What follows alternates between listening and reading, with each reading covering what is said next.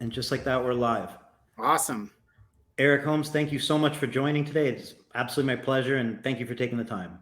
Yeah. Hey, thanks for having me on, Eric. I know it was a little bit of confusion getting us going. I've been on the road for a little bit, but I really appreciate your flexibility and getting me on your podcast. Absolutely. Yeah. So let's just dive in, and maybe a good place to start would just be a kind of general about you. You know. Yeah. Yeah. So, believe it or not, this year marks like 26 years in the business. I got my start back in summer of 1997 in Dallas Fort Worth area. Had some older friends at Tinted Windows, thought it was an awesome job.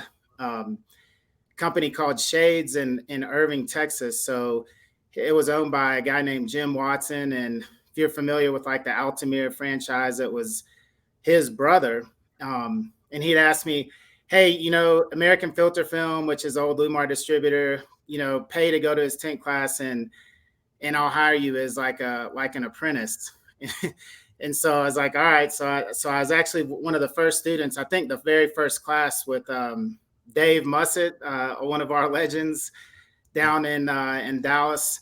Kind of hosted a tint school there with American Filter Film. Brett Wassel, who owns Film and Vinyl Designs, his dad owned that distributor. But yeah, that's how I got my start. I was making a lot of money back then, $250 a week, six days a week. But man, was really fortunate to get trained in this business by some really awesome installers, Eric Geisler, Chance DeJulia. I think I really fell in love with the industry, back then, and spent about 13 years installing film. Kind of one of the things we were sharing earlier about the industry and just how much growth everyone has seen. For me at that time, it was like, well, what do I want to do? Right. I don't want to continue to install film. I love the business. I want to do something. I want to get involved. I had a big passion to work for the manufacturer. And at that time, it was either a distributor or a company called Solutia, which owned LLumar. And, I needed a degree to get that job. So I was on the 10-year time frame to graduate college, got my degree and got a position as an account manager for Solutia back then here in Denver, Colorado, and been here for 13 years. So spent about half my career on the installation side and half on the manufacturing side. So it's been an awesome journey. So, okay, as somebody who was on both sides, what would you say to somebody who's maybe only spent their side like installing? Maybe they own their own shop or they work for somebody. They're installing most of the time, and they're wondering, should I do this for the rest of my career, or is there something to maybe working for a manufacturer? How, like, what do you see maybe the pros and cons potentially of that, or who is that a good fit for? And what could one do to, over time, potentially make them attractive to a manufacturer? Because there's probably a lot of shops, and how do you pick potentially? Well, and I tell you, man, times have evolved, right? I mean, when I was looking to get into this, you think window film was the key ticket item, and even back then, look, when I started here, things had evolved. But when I first got started, window film was sold on a warranty, not on technology. And tech services was, there was 3 guys within the company that were awesome at what they did, but trying to get one of those roles was really challenging, right? And so now you look at today, I mean, there's so much opportunity from, I would say follow your passion and make sure it's what you want to do, right? There's paint protection film is exploding, and that expertise is very challenging to find and train. Window film is still, obviously growing every year. There's just so much opportunity with even ceramic coatings now and paint correction opportunities. So pattern acquisition, I mean, that is what's kind of exploded, I think, for all of the manufacturing in this business is, tech services. You really have an awesome career path, just, whatever direction you want to go. I mean, and I would say for installers out there that know maybe one trade, I think it's awesome the opportunities that everyone has to learn a new trade, in terms of PPF. If you're a window film installer, learn PPF. I think if I was a PPF installer, I don't think I would spend the time to learn window film installation at this point. But no, I just, always try to continue to develop yourself and learn as much as you can. I mean, that's been my approach. And maybe potentially what you said, maybe if I understood, is kind of figure out like what you can specialize in, whether that be I operate a business and so on, but I'm an amazing PPF trainer, or you could potentially learn how to make patterns yourself and then say, look what an amazing pattern maker. Is that realistic? No, I mean, I think companies, at least we would always look for someone that has the skill set to be able to train. Sometimes, being an installer for PPF, at least I hear from our acquisition team, it's, not always a clear transition into actually designing the pattern. I think those skill sets align very closely.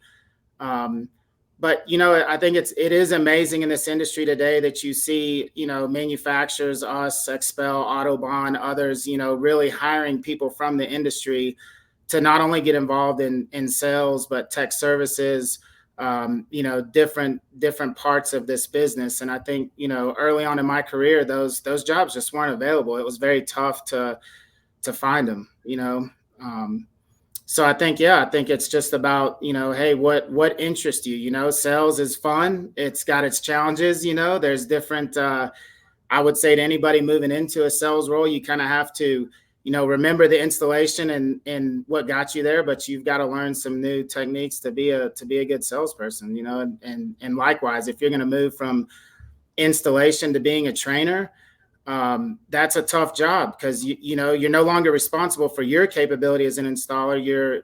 Now you have to teach someone that's never held a squeegee and work with them and motivate them, that this is a great career choice for them and get them guided on the right direction. And that's, that takes a lot of work. Sure.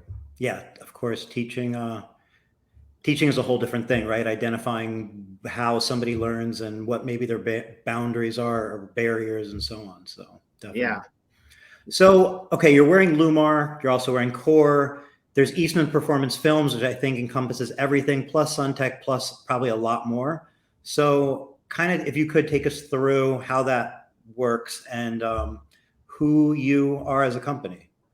Yeah. So, it kind of dates back to starting at Solutia. I mean, here I was, to your point, kind of a 13-year installer, never worked for a big company at all.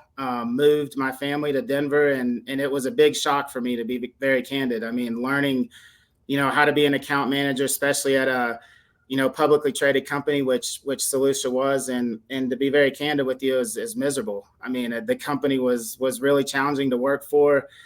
It just didn't, the passion and what drove me to become a LLumar account manager, in this business, it didn't seem that was there. And so we, Solutia ended up getting bought by Eastman back in 2012. And I was like, oh my gosh, what is this big, chemical conglomerate going to do with this little film business? Are we going to be sold or what's the deal? And, it was just such a really a breath of fresh air. I mean, Eastman is very engaged and invested in this film business.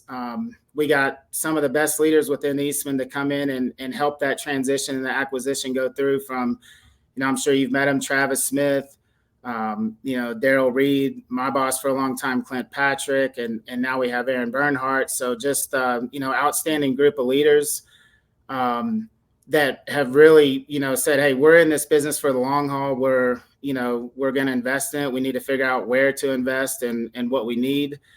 And I think they've proven that over time for sure.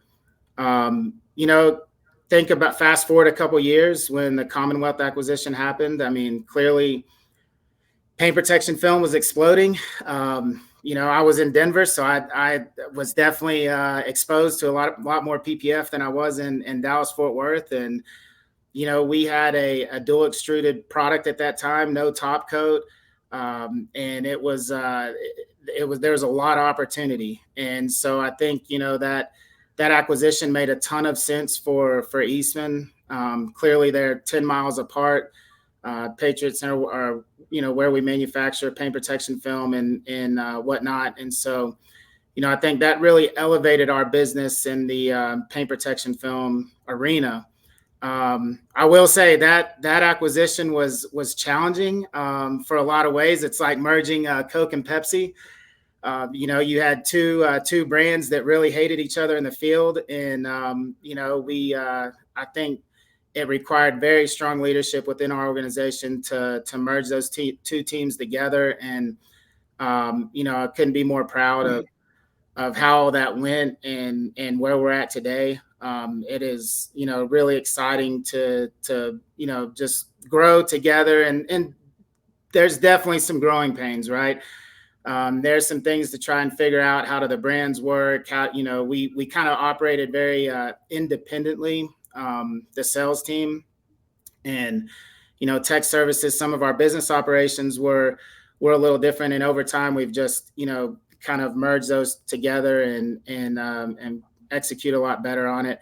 One of those is at SEMA, right? So at SEMA every year, we've hosted two events, right? A SunTek event, a LLumar event. Here you have this, Eastman, we have this huge network of dealers, but they're still operated kind of independently. And it's like, hey, we are one company here. And I know there's two brands, but, we decided last year to bring the event together, invite all SunTek dealers, invite all LLumar dealers, and rented out Dre's nightclub there. Just a fantastic time. Saw you there. Yeah, and we have a video. I guess let's let the video tell the whole story, and then we'll come back to it. Yeah? Yeah. All right, let's do it.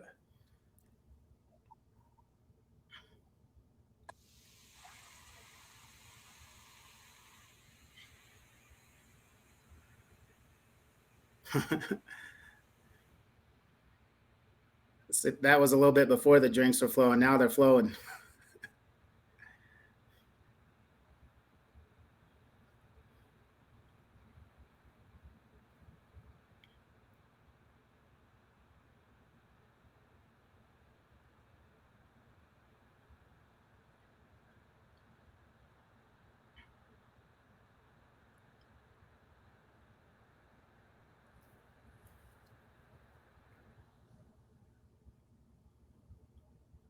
All right, so that's obviously an announcement that there will be another SEMA party there. You'll be running it back this coming November, beginning of November.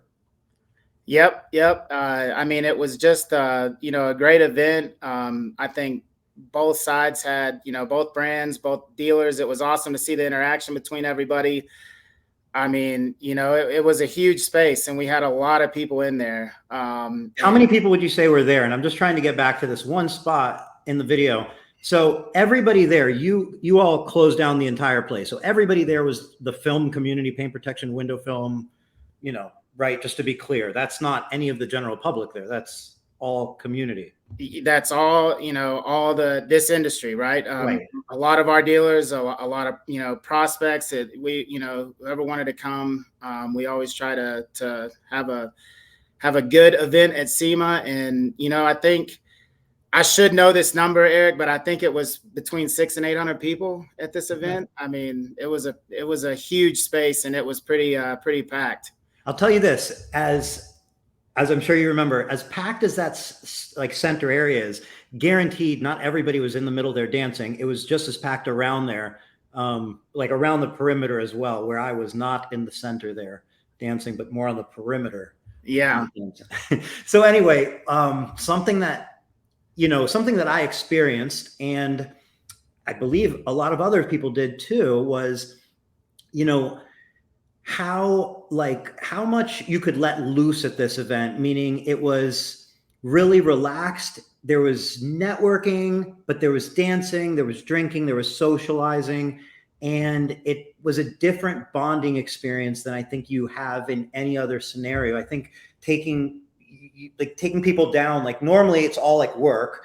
And then this was many steps, still work in a way, but work environment, but on a whole different level as far as like the way you're interacting with each other, such a personal one.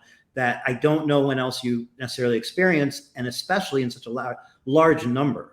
Like, it was very unique and in a very special way. Yeah, and I'm super glad you had that experience, and I felt the same way. I think for years we were, hey, is this the right platform, right? Are our dealers going to get upset? Is there a whatever, right? These two brands coming together, and I think the last several years, myself, Keith, and others involved were like, hey, we don't think this is an issue. Like, let's bring the dealer network together. You're talking about really LLumar that's been around for a very long time. We have a lot of very loyal dealers. And then you bring in a SunTek brand that's been around since the late 90s. There's a lot of loyal partnerships there. And so it was an amazing event. It turned out exactly the way we hoped it would. And, I'm sure after we extended the time a couple hours, it still bled off into the casinos and into SEMA. So that's how you know it's a good party. It doesn't right, stop. right. So yeah, it was an awesome deal. And we are focused on trying to bring that together. Especially you think about I love what the other manufacturers are doing with like a dealer events or dealer conference, and with Expel's dealer conference, Autobahn's dealer conference. I think those things are extremely important.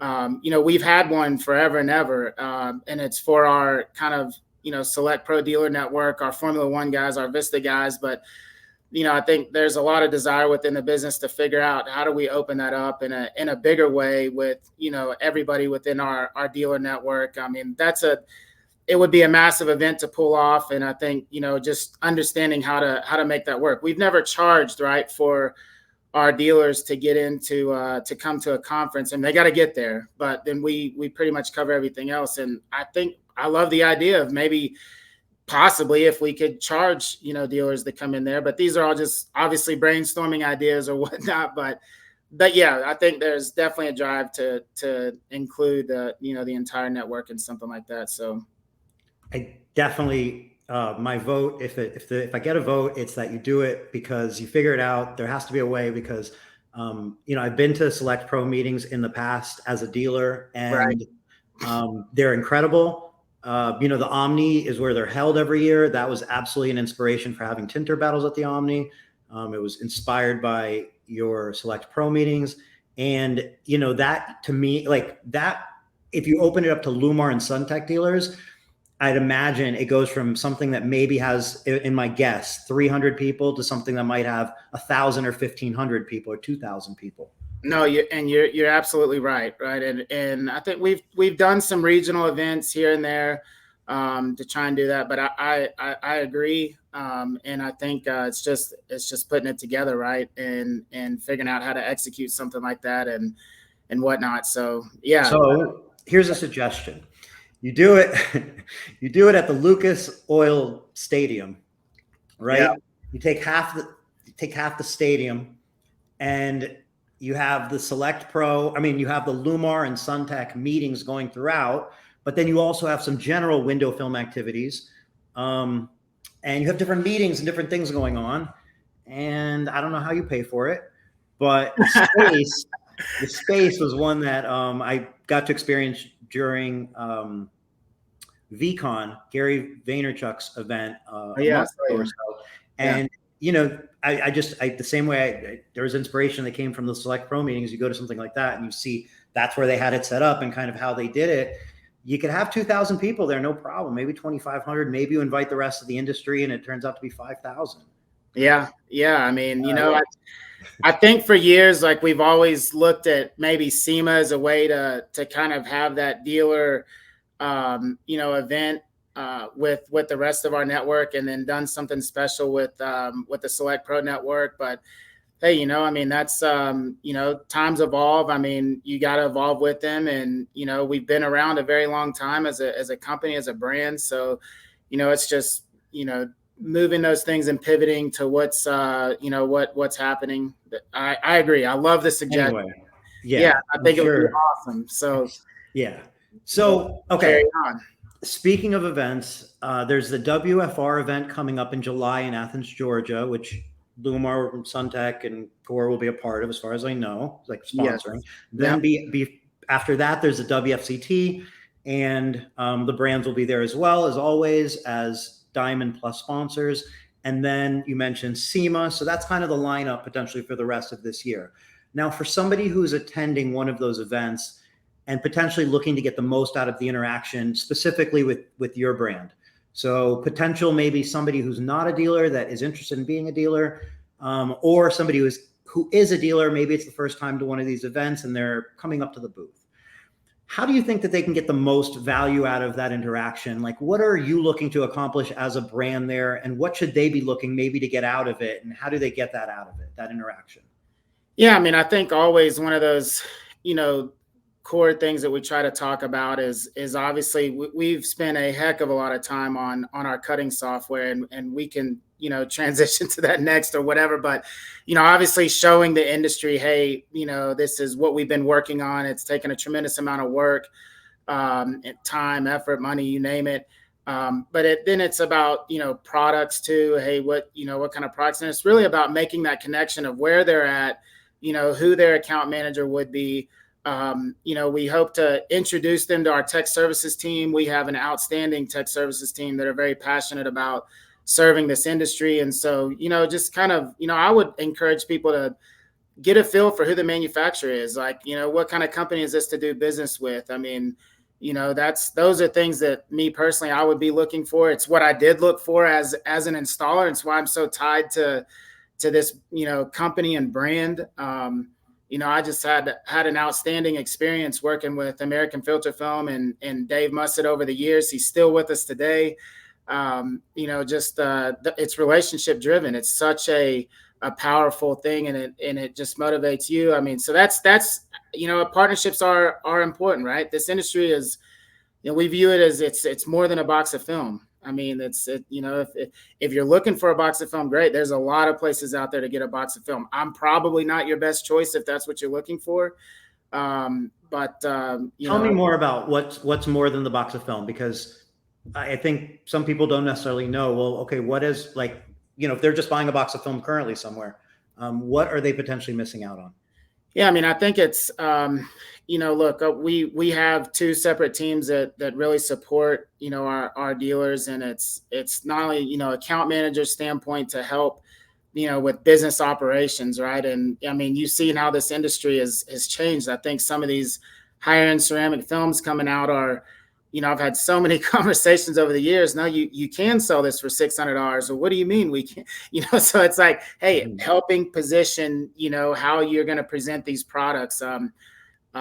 Tech services, if a shop wants to get involved in paint protection film, hey, what do I need to do that? What does my shop need to look like?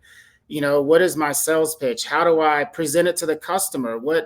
There's a whole lot of details that come into executing that and executing it strongly. And I think that's where, we really see our value add to the industry is supporting there. So there's a lot of people out there that are awesome at just hammering through it and getting it done and getting a box of film and trying. I think if you want to make it a little easier on yourself, I mean, there's, a lot of support and a lot of help that not only Eastman, right, but several. I mean, you see what other manufacturers are out there doing, and it's awesome to see. But I think that's really where the value of this, being a partner is. It's again, it's not a box of film. It really is a partnership. And then as far as like brand recognition, how do you personally view, there's brand recognition, obviously, like between the industry. So B2B, you with the dealers, right? But then there's also potentially you with the end consumer. And then there's also potentially the dealer with the end consumer, and potentially you through the dealer to the end consumer. Where do you see, in your opinion, because I can't ask you obviously to speak on behalf of Eastman Performance Film, but just as Eric Holmes, where do you kind of see kind of the importance there, or the best routes? How important are some of those routes? Yeah, I mean, look, it is it's a bit of organized chaos if you think about it, right? I mean, you need to market. I think any film company out there really needs to do a good job of marketing to the trade, and the trade, really that needs to do a good job marketing to the end consumer. Also, and I think, there's a lot of manufacturers out there really trying hard to market their brands to the end consumer. I mean, obviously, I think that's another part that makes you valuable as a manufacturer is if you can get that consumer pull to come to their shop. But at the end of the day, my personal opinion about all this is, look, film. I'm not going to say film is film.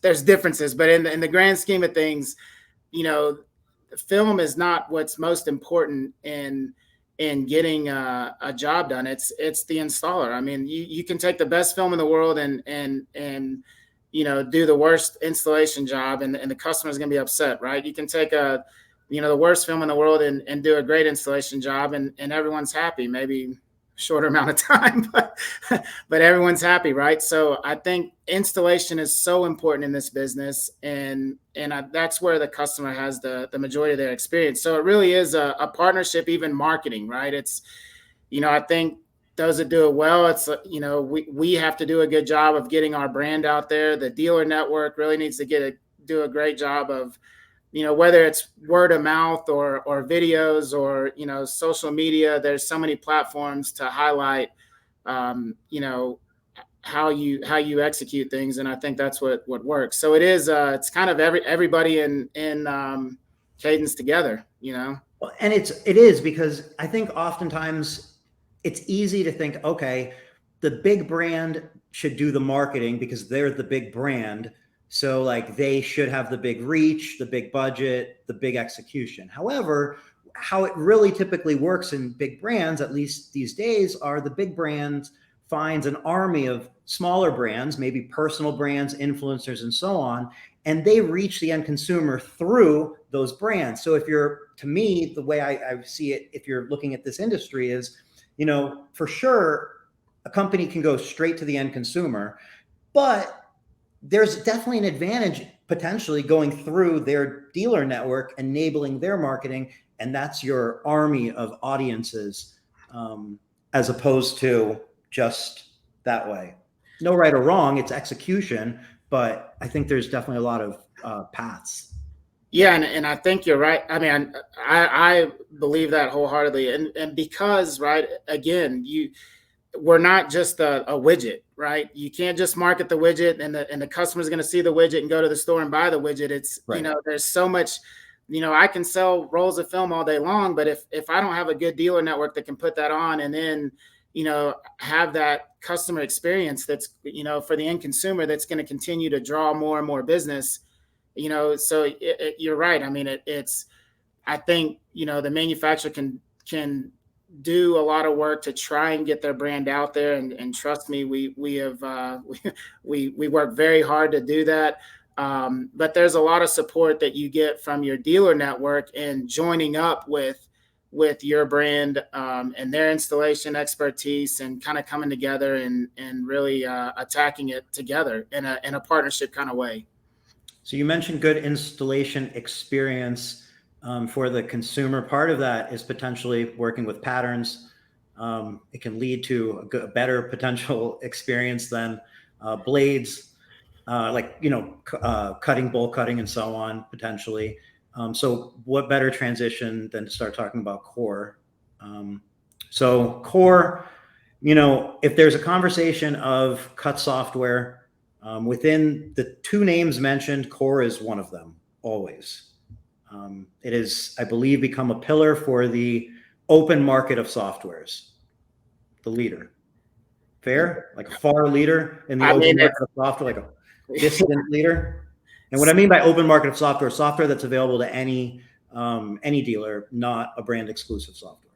Yeah. I mean, it's incredible to hear you say that. Obviously, I've been here for 13 years. We have went round and round on the whole cutting software experience, from precision cut to true cut to acquiring PPF patterns to try and bring in all that in-house. It has been been a long journey, and we've got an awesome team, and you've met Kate a million times, and Amanda Brown and the service team, and just everybody behind the scenes doing that. But yeah, it's in a short amount of time, right? I mean, really, if you think about core. But look where we were at. I mean, you think about the journey of this business and our involvement in terms of acquiring Commonwealth. Okay, great. We have all of this manufacturing capability for PPF.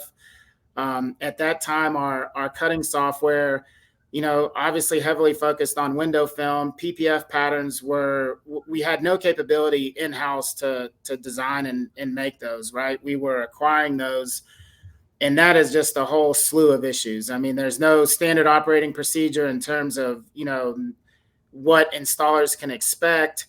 I mean, you can't do it that way. And so we knew, hey, all right, we've got to bring this in-house. Well, I don't know if you've put out a resume for a pattern designer. It's like finding a needle in a haystack. So we ended up finding Kurt Kreidner out of South Texas and his son-in-law Walter, and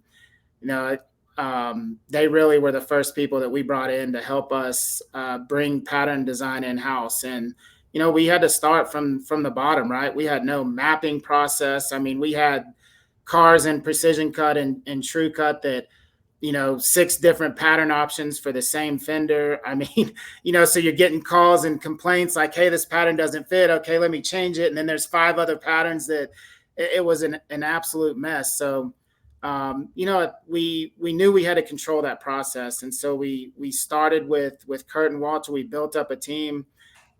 We hired some amazing people like Rob Ruska, Dustin Hall. Mike Powell's been with us for a long time, Nick Brown. And, at that time said, okay, we've got the capability to kind of design and fix these patterns. We're going to, build a new platform to house these patterns, because not only were we extremely motivated to provide like a really awesome user experience for installers, but we were managing 3 databases for patterns. And that is a huge time kill, trying to upload those patterns in 3 different systems. It was a bit of a mess. But one thing that was very important to us was not to take all those patterns and dump them into core, right? And I know the industry, we didn't put patterns in there older than 2015. For a while, we tried to put select patterns in there. I know that upset a lot of people. At the same time, it was one of those deals. It's like, look, the quality of these patterns aren't very good. We don't want you to use those patterns and that be your experience with core. So we had to make some tough choices to get that out there. But we spent the better part during COVID and whatnot of 18 months, 2 years with what we called, I guess, a pod. We had a designer and Rob or somebody like that leading the team and physically fitting the patterns that we had in the system and fixing them and then putting them in core. It is incredible the amount of time and effort that those teams put together to doing that. But to be candid, we still had gaps in our database. There was still some opportunity to really bolster up our pattern acquisition team. And that's when, the Premium Shield acquisition happened for us and made a lot of sense for our business. And, couldn't be more proud of Adam and Chris and those guys that are responsible for making our patterns and leading that team now. Those guys are incredible. For years we've dealt with pattern complaints as Eastman sales team, and that is not the case, anymore. I mean, I think no one's perfect, right? You're always going to have problems. You're always going to have some issues, but what a positive journey that's been. And so, it's pretty amazing where we're at today. Yeah. I mean, look, like you said, nothing's perfect. Everything's always going to be getting better and growing. But the point is to have a company of your size put such a focus on a software has to be commended, period. It shows like I'm a firm believer in software. It tremendous efficiency it changes a business wherever you can apply software. I mean, I think everybody knows how valuable software is. So, whether you're going to use the software you like best, that's what everybody should do. But with that said, regardless, I commend any company going for, like, going all in. And, a lot of the companies that, a lot of the other companies that are out there, there doesn't seem to be like super like innovation going on with them, like super tremendous focus of growth or change from my understanding. Whereas you have a focused team and a separate almost brand that is completely all in with this. So what that means is, where we are now, where you are now is where you are now, which is from my, my kind of seeing the posts in groups, it comes up a lot. You're doing wonderfully, but where are you going to be in 5 years or 10 years from now? How far down that journey, and what does that look like? And you have to be here before you can get there. So, I think like anybody who doesn't like something about it, the best thing you can do is provide that feedback in some sort of palatable way, because that's going to be beneficial, for everybody. Yeah, and I tell you, you said so many things there that have just been a challenge in building this. I mean, number one, Precision Cut, True Cut, those platforms were kind of third party supplied, and we how the software game works. We work with them, we say what we want, they build up a statement of work, they do it. It's you lose a lot of control in the functionality, and so not only again did we want to move to one platform, but we wanted to control that in house and have the ability to internally build, add features when we want to add features, and have our own team that has that capability. And so Eastman, really, we've got a huge team now that's all they're focused on. And look, it didn't happen as quick, I think, as every one of us wanted it to happen. It is a massive challenge to, build a cutting software in the short amount of time. We had a lot of years to catch up, right? I mean, clearly we had a pretty good window film database, but even then, what Mike Powell and his team have done on the window film side to come together and get it in there. But now, now as we look forward to the future, it's like, okay, we've got this platform that we feel is, and the industry's telling us, right, is that, hey, we really like the user experience. We've got a pretty big core forum, a Facebook group. We get tons of feedback there. Even that was a challenge in the beginning. It's like, oh my gosh, do we set this up? What if someone's really teed off at it and, it spirals out of control? And it's like, look, we need to know, what are the challenges? We need to know what the dealer network hates about the software, loves about the software. We need the feedback. We might not always be able to fix what that issue is or change, but I think what's awesome about that experience is now you have other dealers, right, that jump in and say, dude, I just did this car, last week, it fit really great. Or, hey, I just did this car, Chris, can you guys address this pattern? It really needs to be fixed. So that communication back and forth is something we've, really never had in the past with our other softwares. That's been awesome. But yeah, I mean, core, we understand a cutting software really is at that's the name, at the core of your business. I mean, it's, you rely on it for not only cutting film, but I mean, things of shop management or other activities. The big one is understanding how much you're spending on film and, what's your profit, how much, maybe what was your job cost on that particular car you did. I think those things are really critical for businesses as they're looking to scale their business. Can they hire that next person? Can they afford it? What are their margins on their products? Hey, what packages make me more money than others? I mean, I think oftentimes we get started in this business and we think about, oh, I'll buy a roll of film and I made X dollars on it, and instead of like really understanding where your margins are on each service and focusing on those services. So I think that's so important. That's like so enormously, unbelievably beyond being able to emphasize enough how important it is to know your profit margins on different services, how much time it takes, obviously, as part of your profit margins. So you can understand that and drive your focus in places that make you money or are easy for you or whatever, but at least know how to steer the ship, right? Absolutely. I mean, it's, it really is critical. And so, yeah, we look forward to that. I've been, a big proponent of getting more analytics into the software to help with those type of activities. But yeah, and then, I guess one of the other things, that's been talked about is, hey, why is Eastman, why is it open? Why can any dealer, use core? And, there's been comments made that we're enabling our, competition against our own dealer network. And, here's kind of our view on that. I mean, first and foremost, I mean, again, as we stated, you look back, 5 years ago and ask, hey, what good cutting softwares are there?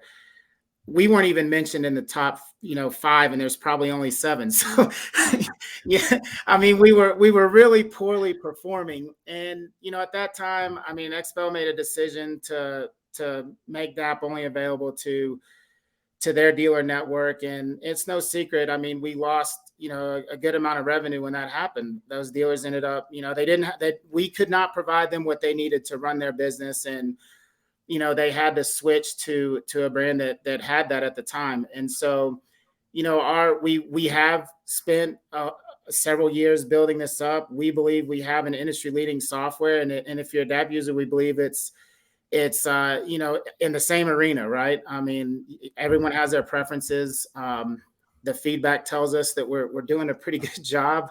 Pattern fitment's awesome. So it's, hey, try it out, right? We want to, first of all, we want to earn those dealers' business back that we lost. And maybe, they need to understand, hey, can I trust Eastman now as a software good? Can I build can I rely on our business operations on core? Am I going to be able to depend on the software? And look, if not, you want to stick with the film that you have, you're going to pay a premium for core. Our dealer network does get it at a discounted price.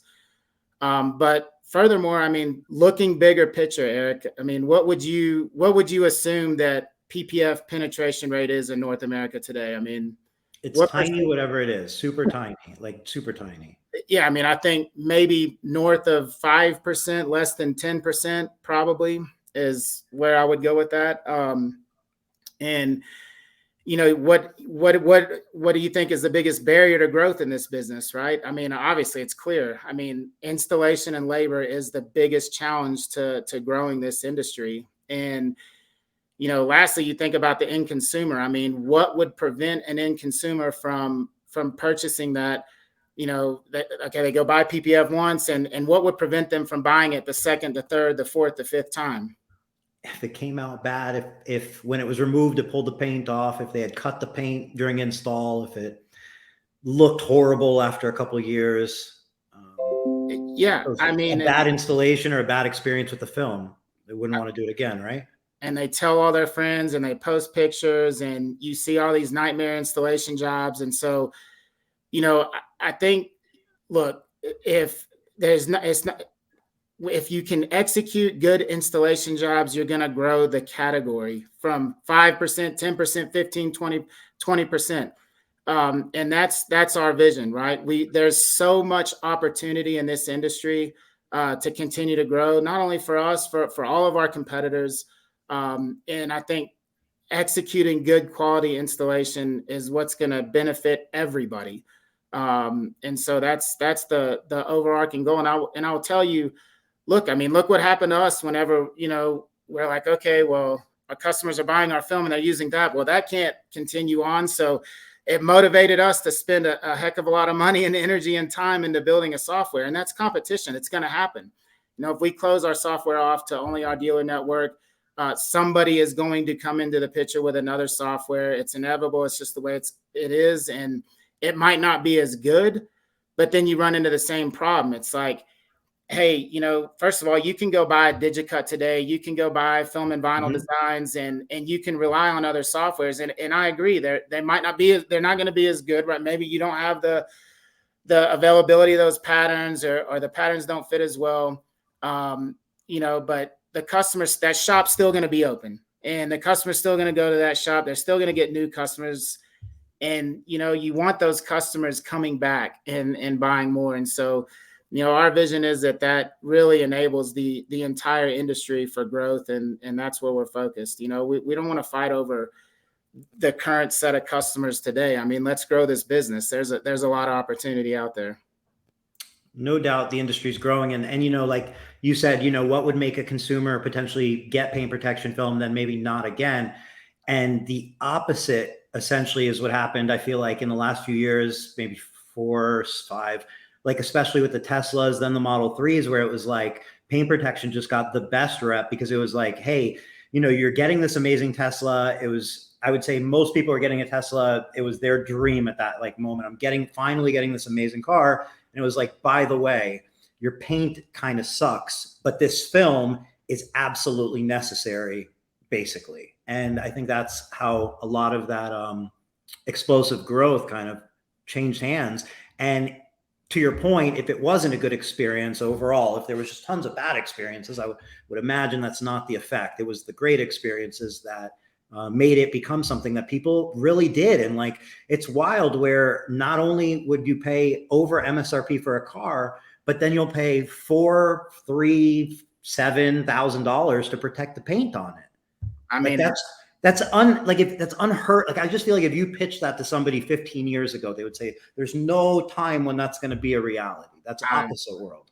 I could not agree with you more. I mean, it is absolutely bonkers where it's headed and what consumers are willing to spend to protect their paint. And that's awesome, right? I mean, and especially over the last couple of years where demand has been a heck of a lot higher than supply on cars. I mean, the average car is what, 50, 50 grand these days. So, spending $2,500 on a full front end or whatever, people are charging out there. I mean, it's a good, solid investment, and the other thing to that too, right? It's not just the cutting software that enables growth. I mean, the level of installation that I see in shops these days is absolutely incredible. I mean, where installation has gone, dealers are pushing the limits on, how to make this film, hide in corners that you can't see edges. I mean, it's absolutely unbelievable what a lot of these dealers are doing for film installation. And so,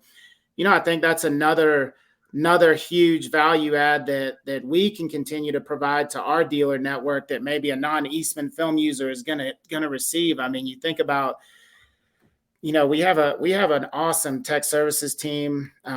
Rob Ruska is now leading our training initiative. We just revamped like 4 of our training centers. They're really heavily focused on PPF, and he's constantly going around, supporting our dealer network and teaching tips, tricks of the trade. I think that's how these guys teach us every day, right? They're like, dude, look at this, look what I did. I'm like, wow, that's awesome.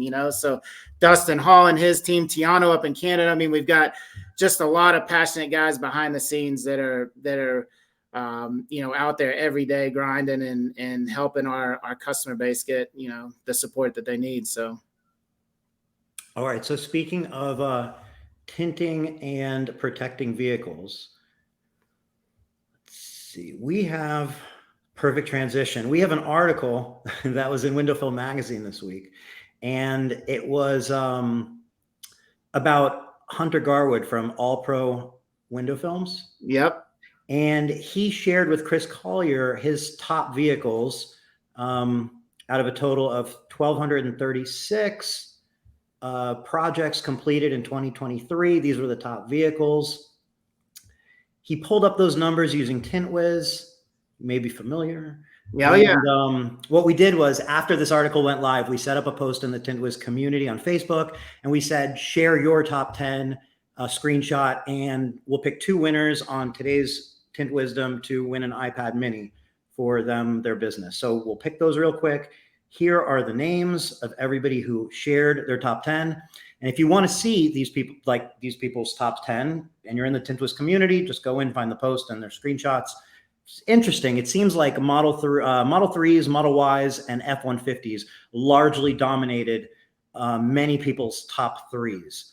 So with further ado, we're going to pick 2 winners, and wherever the wheel Falls will be the winner.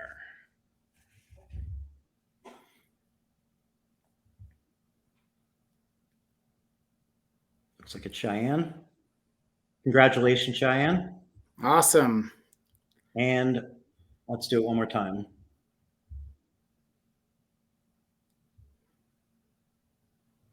And Jordan's getting himself a new iPad. So congratulations, Jordan. All right.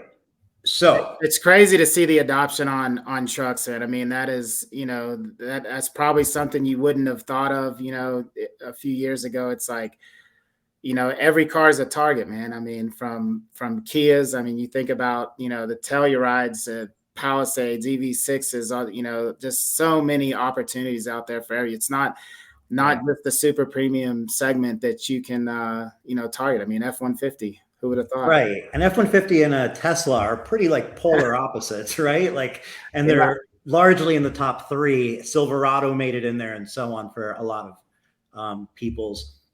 So similarities between people's vehicles that they work on. What similarities would you say you've seen in newer businesses that have helped propel them to become successful? What have you seen in newer businesses that has kind of maybe held some back? And then the same question for kind of those businesses that are on the opposite end of their life cycle, if it's a life cycle, but do you know what I mean? Career journey, like the shops that have been around for maybe 20, 25 years, 30 years, and are, taking on the modern day.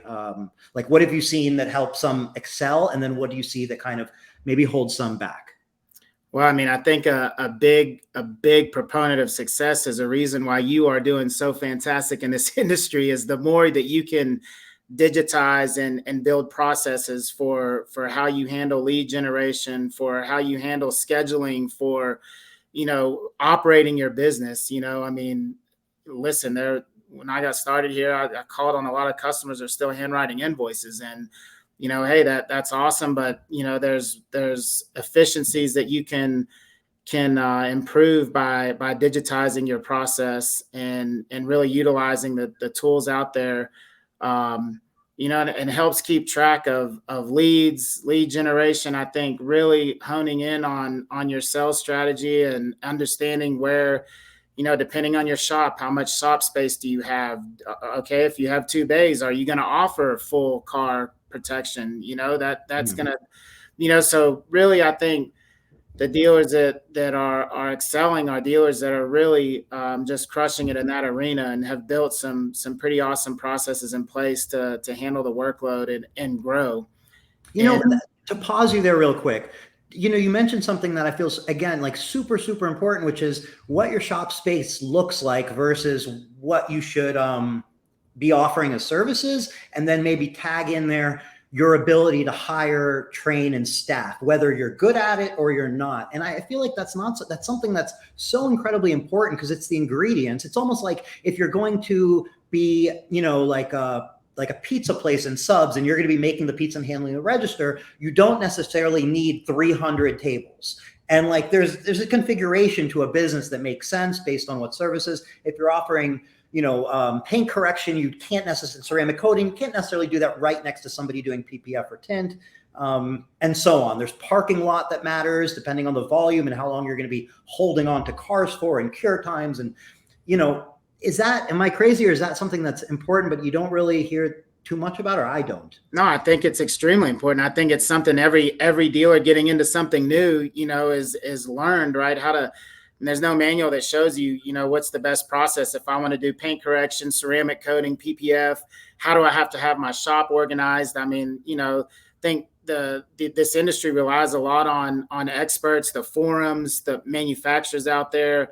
But you're right. It's, you learn through trial and error, but I think as you build your strategy, it's been tough for me, even in sales. You want to go out and attack everything, but every good strategy has trade-offs. And sometimes when you're a business, you do have to kind of stay true and maybe not accept some of the things that maybe you would want just because it's not conducive for you to continue to build your business. So, That's what we're seeing. I think, again, like PPF is one of those. If you have a really good window film operation and you want to expand into PPF, there's some inherent different things you need to do to execute PPF installation. I mean, it might require you to go get another bay or another building or move, or